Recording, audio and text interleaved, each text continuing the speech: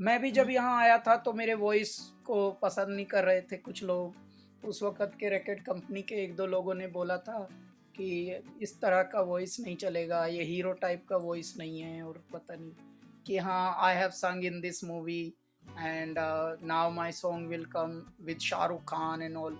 लेकिन बाद में जब देखा तो किसी और की आवाज़ थी वहाँ पर। तो ऐसा शुरू में होता है, शुरू में ठगे जाते हैं आप, लेकिन ठगे जाने से ही आप मजबूत होते हैं।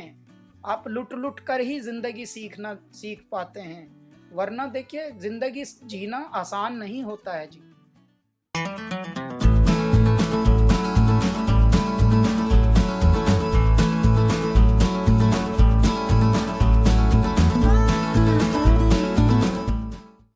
Hello everyone, welcome to peepingmoon.com. I'm Rashita Sahani and today we have with us the legendary and iconic singer and music composer Mr. Kailash Kher. Hello sir, welcome to Peeping Moon.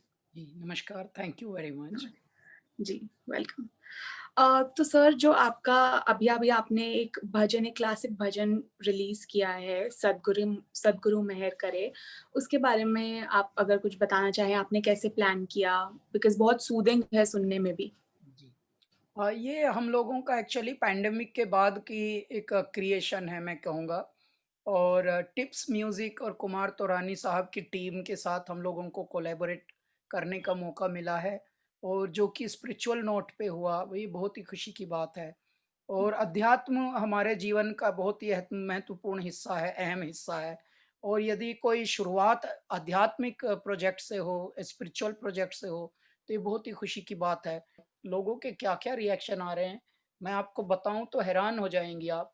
पहले बहुत hit भी होते थे गाने, तो किसी को कोई कमेंट या कॉम्प्लीमेंट नहीं मिलता था, पता भी नहीं लगता था। हाँ जी। लेकिन अब भगवान की कितनी कृपा है कि अब सोशल मीडिया है, जी। जिसमें हमारे फैन्स हमसे डायरेक्ट जुड़े होते हैं, हमारे इंस्टाग्राम पर, हमारे ट्विटर पर, हमारे यूट्यूब पर, हमारे फेसबुक पेजेस पर। और वो अपने उद्गार बताते हैं कि जी जो आपने नया गाना गाया है, वो बहुत ही आध्यात्मिक, वो बहुत ही गज़ब है, हमें हमारे गुरु से जोड़ रहा है, हुँ, हमारा बड़ा मन उदास था लेकिन हमने जब से ये सुना, हमें बहुत प्यारा लग रहा है। थोड़ा मन को रिलीफ मिल रहा है, मन को शांति मिल रही है। तो इस तरह के जब आप कॉम्प्लीमेंट्स सुनते हैं, कमेंट्स सुनते हैं, तो आपको लगता है कि आपने न केवल एक कार्य किया बल्कि सिद्ध कार्य किया। तो हाँ ये जी। एक सिद्ध कार्य हुआ है जिसका नाम है सतगुरु मेहर। जी, बिल्कुल। और आपकी जो कोलैबोरेशन रही टिप्स लेबल के साथ वो कैसी रही? मतलब आप ऑफ़ कोर्स इतने साल से इस म्यूज़िक इंडस्ट्री से जुड़े हुए हैं। क्या आपको लगता है कि जब आप लेबल के साथ एक कोलैबोरेट करते हैं तो एक जो क्रिएटिव फ्रीडम होती है वो बहुत ज़रूरी होनी चाहिए? जी, हमारी कोलैबोरेशन बड़ी प्यारी रही और हमारा जो है 15 साल का करियर है जी। ऋषिता। और 15 साल के करियर में बहुत प्यारे-प्यारे एक्सपीरियंसेस जुड़े हैं, बहुत प्यारे-प्यारे गाने हमारी तरफ से गए हैं दुनिया हाँ को जी। और दुनिया को भी बहुत प्यारा लगा। कैलासा का म्यूज़िक अब तक हमारी 5 एल्बम रिलीज़ हुए हैं, पाँचों एल्बम सुपर हिट हुए और हमारे जितने भी फ़िल्म के गाने हैं वो भी सुपर हिट हुए। हमने मोर देन 1200 1300 इन 15 सालों में कॉन्सर्ट कर लिए और मोर देन 25 लैंग्वेजेस में हमने गा लिया और मोर देन हमने लगभग 1500 के करीब गाने भी गा लिए हैं हाँ जी। 15 वर्ष के करियर में। तो ये बहुत ही अपने आप में एक बहुत ही प्यारा समय रहा। अच्छा, ओके। और जैसे कि आपने अभी एक रीसेंट इंटरव्यू में कहा भी था कि अभी ऑफ़ कोर्स आपने बहुत ही ज़्यादा सक्सेस देख लिया है, बट जब आपने शुरू किया था, तब बहुत सारे लोग थे जो इतना ज़्यादा ट्रस्ट नहीं दिखा पा रहे थे या इतने ज़्यादा हेल्पफुल नहीं हो पा रहे थे। तो आपका ओवरऑल ये जो भी इंडस्ट्री में एक्सपीरियंस रहा है शुरुआत से लेके अब तक, वो कैसा रहा है? ओवरऑल एक्सपीरियंस तो बहुत प्यारा रहा अब तक।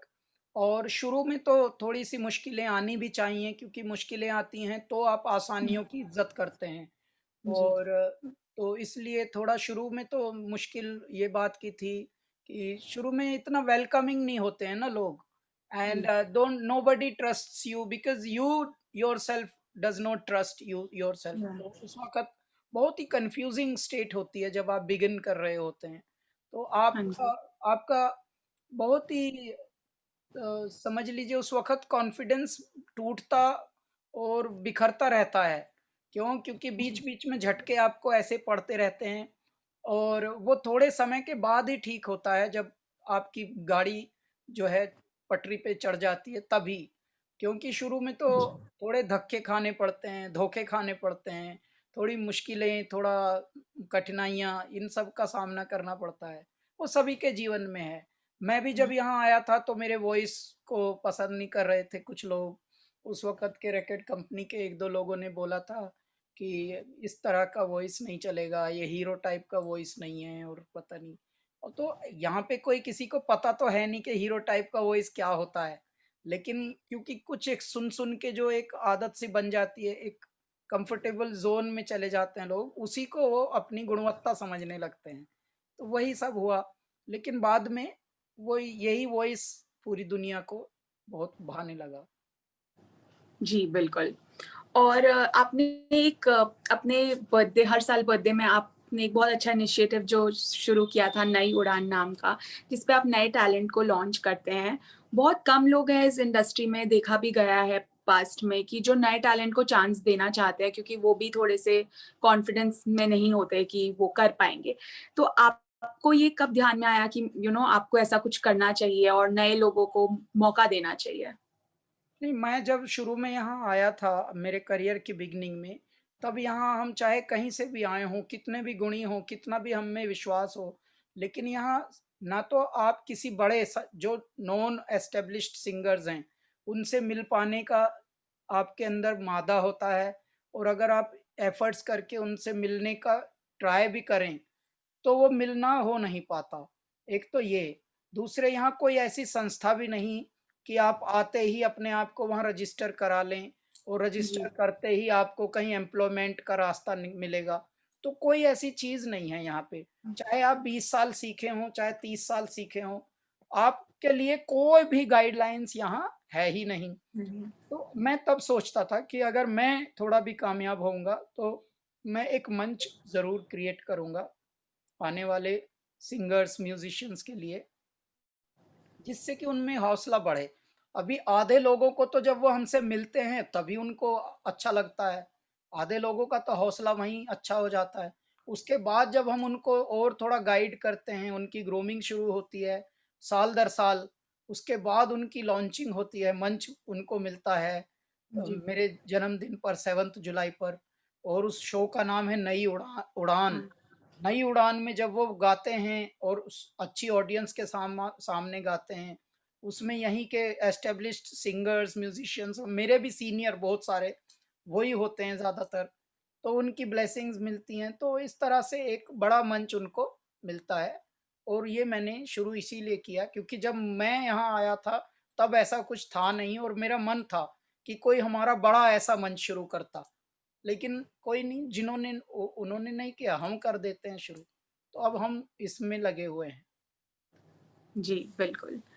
और जैसा कि इस साल बहुत सारी डिबेट्स भी म्यूज़िक इंडस्ट्री में स्टार्ट हुई, जैसे कुछ लोग नेपोटिज़्म या फ़ेवरेटिज़्म की बात कर रहे थे, बट म्यूज़िक इंडस्ट्री में कुछ लोगों ने आके मतलब बहुत बड़े-बड़े गायकों ने ये भी आके बोला कि म्यूज़िक इंडस्ट्री में भी माफ़िया होते हैं, वो लोग कंट्रोल करते हैं सब कुछ और वो लोग ज़्यादा चांस नहीं देते नए आर्टिस्ट्स को। तो क्या आपको कभी ऐसा कुछ फ़ेस करना पड़ा है अपने अर्ली करियर में? हमारे शुरू के दौर में कुछ गाने जैसे हमसे गवाए फ़िल्मों में और फिर हम खुशी भी हो गए, हमने खुशियाँ भी मना ली। अखबारों में भी 1-2 में ज़बान चला दी कि हाँ, आई हैव संग in this movie and now my song will come with Shahrukh Khan and all. लेकिन बाद में जब देखा तो किसी और की आवाज़ थी वहाँ पर। तो ऐसा शुरू में होता है, शुरू में ठगे जाते हैं आप, लेकिन ठगे जाने से ही आप मजबूत होते हैं। आप लुट-लुट कर ही ज़िंदगी सीख पाते हैं। वरना देखिए ज़िंदगी जीना आसान नहीं होता है जी। जी, बिल्कुल। और जैसे कि अभी आपने सद्गुरु मेहर करे निकाला और आपने जैसे बोला कि बहुत लोगों का प्यार मिला, कमेंट्स मिले। तो क्या आप ऐसे और एल्बम्स निकालने की प्लानिंग में हैं अभी? हाँ, बिल्कुल देखिए इस वक़्त यदि सबसे ज़्यादा किसी म्यूज़िक की ज़रूरत है वो है स्पिरिचुअल म्यूज़िक की ज़रूरत। क्योंकि बिल्कुल। देखिए रॉक भी भतेरा देख लिया, ब्लूज़ भी भतेरे देख लिए, जैज़ भी भतेरे देख लिए, उनमें सुकून नहीं है, उनमें फन है, उनमें हुँ, मज़ा है, उनमें मनोरंजन है। लेकिन जहाँ सुकून भी है और कनेक्ट भी है और दुखों से दूर होने का एक ज़रिया भी है, चैनल भी है, वो स्पिरिचुअल म्यूज़िक ही है।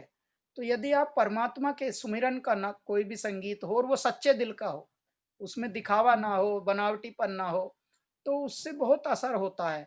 आप मनोरंजन भी होता है उससे और आत्म अवलोकन, आत्मशोधन ये भी होता है।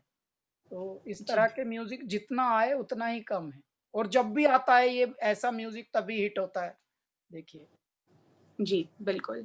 और हाल ही में आपके एक इंटरव्यू में आपने रियलिटी शोज़ के भी बारे में बात की थी कि वो ज़्यादा रियल नहीं होते या उनसे ज़्यादा बेनिफिट नहीं होता है लोगों को। तो क्या यही वजह है कि आप रियलिटी शोज़ वग़ैरह के कॉन्सेप्ट से थोड़ा दूर भी रहते हैं? नहीं, नहीं ऐसा नहीं है। रियलिटी शोज़ का अपना एक फ़ॉर्मेट है और उनका मैं बताता हूँ कि हमारे नई उड़ान से किसी ने पूछा था कि नई उड़ान से ये डिफरेंट कैसे होगा? तो मैंने अच्छा। तब बताया था कि नई उड़ान इसलिए डिफरेंट होगा क्योंकि रियलिटी शोज़ में ज़्यादातर स्टार बनाया जाता है। ज़्यादा ग्लैमर उसमें ऐड होता है। अच्छा जहाँ ग्लैमर ऐड होगा तो वहाँ पे आपको देखिए ख्वाब बेचे जाएँगे ना, तभी आप ग्लैमर की तरफ आकर्षित होंगे। हमारा जी, जो है वो ग्लैमर कम है और साधन ज़्यादा है। यानी आपको साधना है और जी, आपको साधना है तो साधक बनना पड़ेगा और साधक बनने के लिए तो तपस्वी बनना पड़ेगा। तपस्वी बनने के लिए आपको ग्लैमर से तो कम जूझना पड़ेगा। आप जी, में दम बिल्कुल। होना चाहिए काम में, आपके गायकी में, आपके हुनर में, उसमें दम ज़्यादा चाहिए हमें। क्यों? क्योंकि हम रियलिटी शोज़ तो क्या है किसी एक रिकॉर्ड कंपनी के ही गाने आपको रटाते हैं और हमारे तो किसी कंपनी के गाने होते नहीं, ओरिजिनल होते हैं, तो आपके खुद के हैं। तो हाँ उसमें जी। ग्लैमर ऐड करने की ज़रूरत ही नहीं है। भाई रटने में और क्रिएट करने में, ये बहुत जी, अंतर है। तो इसीलिए उसको उसकी तरफ बताया था मैंने कि रियलिटी शोज़ की अपनी लिमिटेशंस हैं। वो हाँ एक जी। लिमिटेड रैकेट कंपनी के ही गाने आपसे गवाते हैं, उन्हीं को सिखाते हैं, यानी वो कवर होते हैं फिर। उन कवर के दम पे आपको स्टार बनाने में लगे हैं वो। यानी किसी गधे को घोड़ा बनाना है, तो देखो बहुत कुछ बदलना पड़ता है। तो इस तरह से होता है। हाँ जी, बिल्कुल। Okay, thank you so much Kailash sir मेरे साथ बातचीत करने के लिए, बहुत अच्छा लगा आपके साथ जुड़ के। नमस्कार जी। जी, नमस्कार। Thank you.